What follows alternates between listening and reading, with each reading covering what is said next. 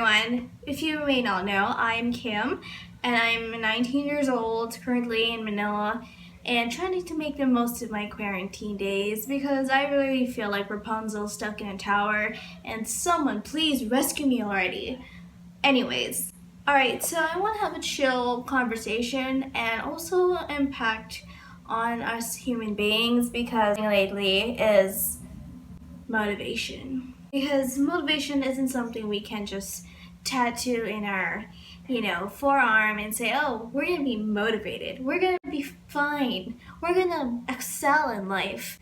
But truly, it is a struggle I personally get, and I'm sure a lot of individuals do.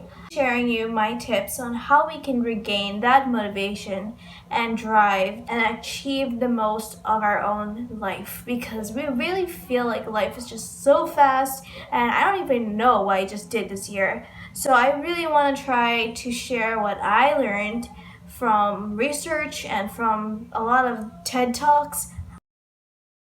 We have a phenomenal fear over something. The fear of unknowing something, fear which causes anxiety. Fear is what really draws us to like a plank, and we feel like we're dangling there and we don't even know what to do. So fear is just really like this illusion that just makes us do simply nothing. And we have to kind of realize it's just a fear, and there's a possibility that we can actually overcome it also by the amount of action you put in, like actual labor work or whatever you call it. So yes, so we have to realize we have to get over our fears. True is setting the wrong goals. There's no such thing as, oh, I really want to be a dinosaur. Okay, if for Halloween maybe, but there's no such thing as like, you want to like get to the moon within 24 hours. I mean, okay, but people need to set realistic goals and goals that you think are achievable. Weird unbalanced relationship with how I manage my productive days and versus the unproductive days. So I get this very like guilty feeling like I should be doing something, and like you need to find a balance, especially to prevent burnt out days, because it's really going to destruct your mental health if you don't balance or find the balance within your time or self-care or whatever you want to do versus the things you have to do. So try to really review yourself and how your body approaches to the goal, because I know myself, like for like the whole morning I can get really productive, but then when it's like 1 p.m. I'm just like, I want to take a nap, and I realize it's already 5 p.m. and I didn't even know what I just did. So try to find the balance and review your body, or review how your body responds to it.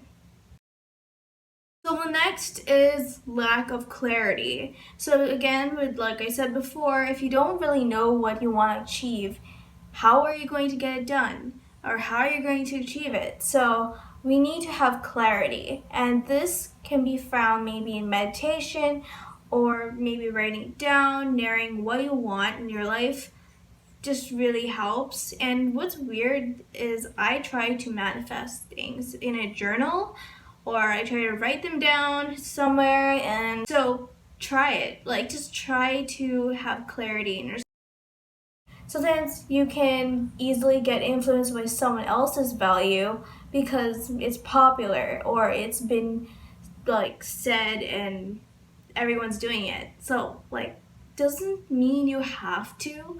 So please understand your values and really understand them, because we can easily get influenced by other people's values in life, whether it's like, I don't know, seeing, partying, or whatever, it's their idea of having a good time, and everyone's different. So please understand what your values are. challenge yourself. I know this sounds really cliche, but when you have the smallest or like the simplest challenge, usually it can get boring. But when you have a challenge that is really challenging, your body gets sometimes excited or sometimes really hyped for it because it's like something that you can like tag off or just check off into some goal list, and you kind of like feel really hyped towards it. And what works for me is like setting small goals, simple goals, and the goals I really want to achieve. Maybe it's writing a book or learning a dance or something. It just try to make your goals balanced, like the simple goals like brushing your teeth in the morning and the goals that you want to achieve. So just try to challenge yourself, that human beings are very vulnerable too, and like this is the really tough um, kind of topic, and so this is a very tough thing to go through, and it is completely normal to feel down, and it's just important to not hide it and not bury it down, because trust me, it will get more severe if you do. So try to just feel what you're feeling and take your time.